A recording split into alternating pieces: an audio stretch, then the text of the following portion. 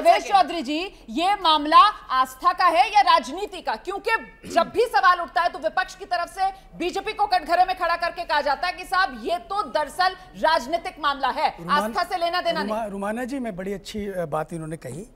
जब सोमनाथ मंदिर इस देश में बन रहा था तब क्या बीजेपी उसको मुद्दे को बना रही थी? देश आजाद हुआ था, सुनिए, देश आजाद हुआ था और देश के नेता तय कर रहे थे कि सोमनाथ में मंदिर बनना चाहिए। क्यों? भारत की अस्मिता का प्रश्न था। ये जो मंदिर है, ये जो मठ है, ये भारत की अस्मिता को बताते हैं, भारत की उस पुरातन परंपरा को बताते हैं, वो भारत की एकम सत विप्रा बहुधा वदंती की संस्कृति को बताते हैं। वो ला इलाहा इल्लल्लाह को नहीं बताते, वो एकम सत विप्रा बहुधा वदंती, सत्य एक है, उसको पूजने वाले, उसको बताने वाले लोग भिन्न हो सकते हैं, ऐसी परंपरा को बताते हैं। इसीलिए इस देश में जब इस्लामिक आक्रांता, लुटेरे, चोर आए तो उन्होंने क्या किया? यहाँ के मंदिरों को टारगेट किया, ठीक है, यहाँ के मठों को उजाड़ा, ठीक है, यहाँ के जो ये मामला जो है आप कह रहे हैं कि राजनीति से जुड़ा हुआ नहीं है। मैं जवाब लेती हूँ ना, अस्मिता से, संस्कृति से, परंपरा से, आस्था से, लेकिन घूम फिरकर आप लोगों की जो सुई है वो आकर रुकती है राजनीति पर। क्यों जुनैद हारिस साहब? देखिए, हमें फैक्ट्स को वाकई जानना चाहिए। अभी हिस्ट्री की भी बात इन्होंने की है, मैं आप लोगों को से बहुत क्लियर एक चीज कहना चाहता हूँ। 1707 मतलब अभी वो कह रहे थे कि इसको अलग अलग हिस्सों में आप देखिए, आप इसको राजनीति के नजरिए से देखिए, अब आप इतिहास में जा रहे हैं, अब आप फैक्ट्स पर जा रहे हैं, मतलब अपनी सहूलियत के हिसाब से इस मुद्दे को आप लोग देखेंगे। एक बात मैं बता दूं आपको, मैं इस वक्त जो खड़ा हूं ना, मैं किसी धार्मिक संस्था को रिप्रेजेंट कर रहा हूं, ना मैं किसी मुस्लिम संस्था को रिप्रेजेंट कर रहा हूं। मैं इस वक्त एक सिर्फ और सिर्फ भारतीय होने के नाते और इस्लाम के जानकार के होने के नाते आपसे मैं बात कर रहा हूं। बिल्कुल इसी नाते आपको बुलाया सर, इसी नाते मैं अपनी बात मुझे कहने दीजिए और किसी और की बात को मेरे ऊपर प्लीज मत थोपिए। इसीलिए मैंने जो हिस्ट्री में जो त्रुटि है और जिसके हवाले से इन्होंने अनिला जी ने बात की है, मैं उस पर आपको जरा सा बता दूं, उस पर फिर मैं आ रहा हूं। 1707 में औरंगजेब मर गया और उसके बाद क्या हुआ कि 1735 में महारानी अहिल्याबाई होलकर ने बाकायदा वहां पर मंदिर बनाया है। कहां पर? काशी विश्वनाथ मंदिर, उसी मस्जिद के बगल में। वो बात कर ले, फिर आ जाओ।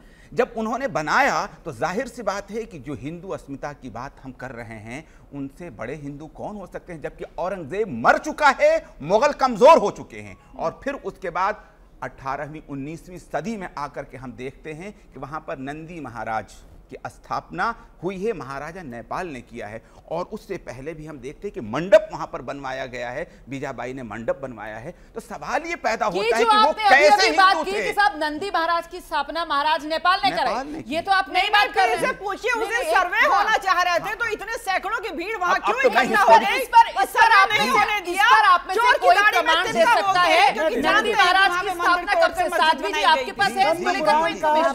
नहीं, ये बहुत बड़ा खुलासा है, ये बहुत बड़ी इंफॉर्मेशन है, क्योंकि बार बार ये कहा जा रहा है कि साहब नंदी जो बैठे हुए हैं, नंदी का मुख जो है वो हिंदू मंदिरों में हमेशा शिवलिंग की ओर होता है। और यहाँ पर मुस्लिम स्कॉलर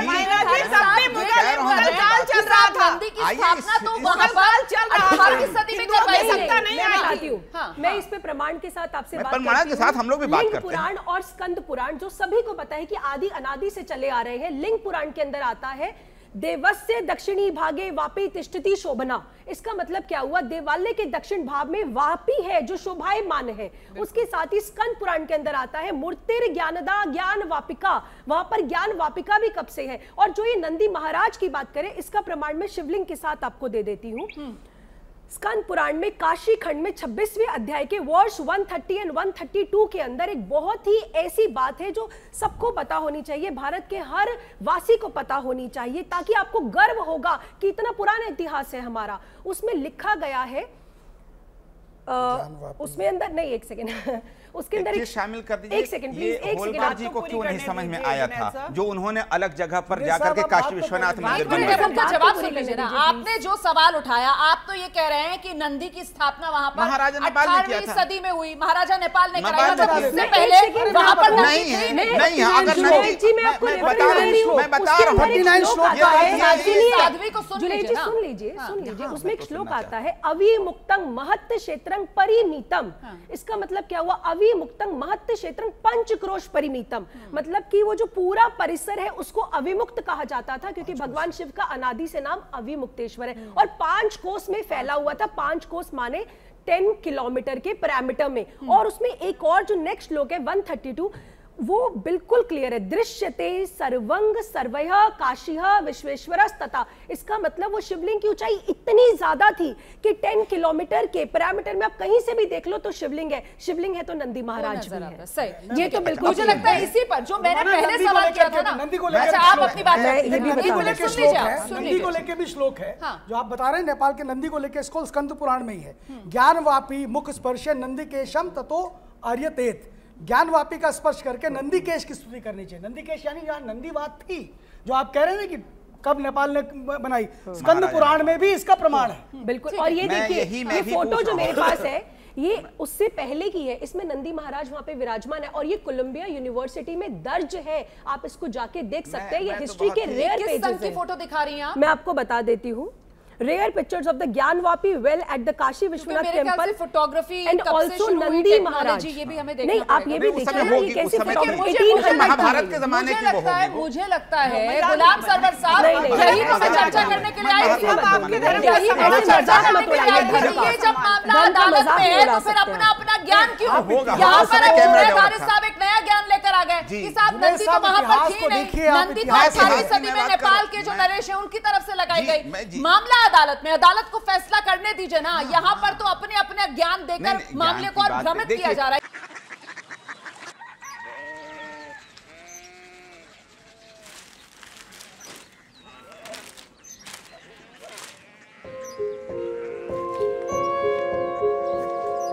बाबा, बाबा, Korea city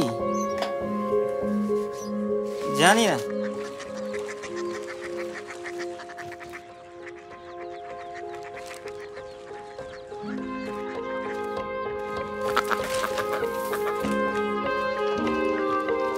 Korea city?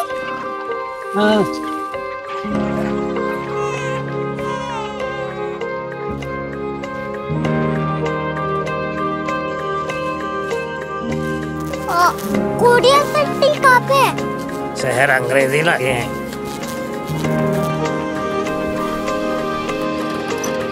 Korea city.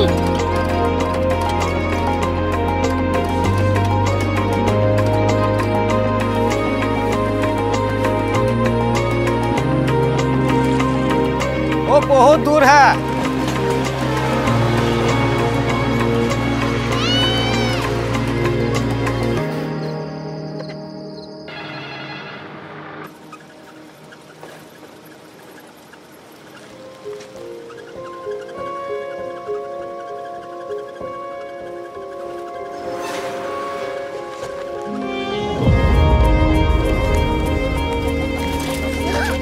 Korea city.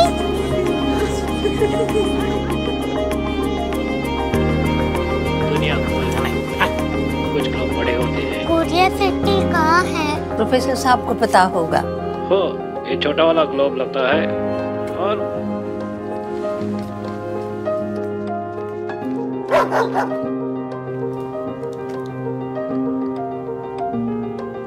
पता नहीं, मेरी बेटी से जाके मिल लो, शायद उसे मालूम हो।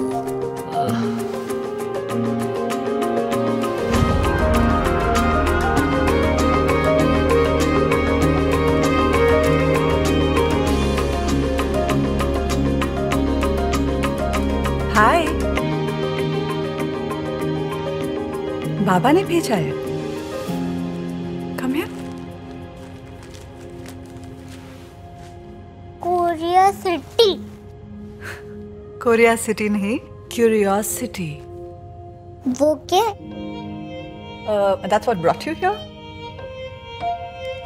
जो तुम्हें यहाँ तक ले आया। क्यूरियोसिटी। एबीपी न्यूज आपको रखे आगे।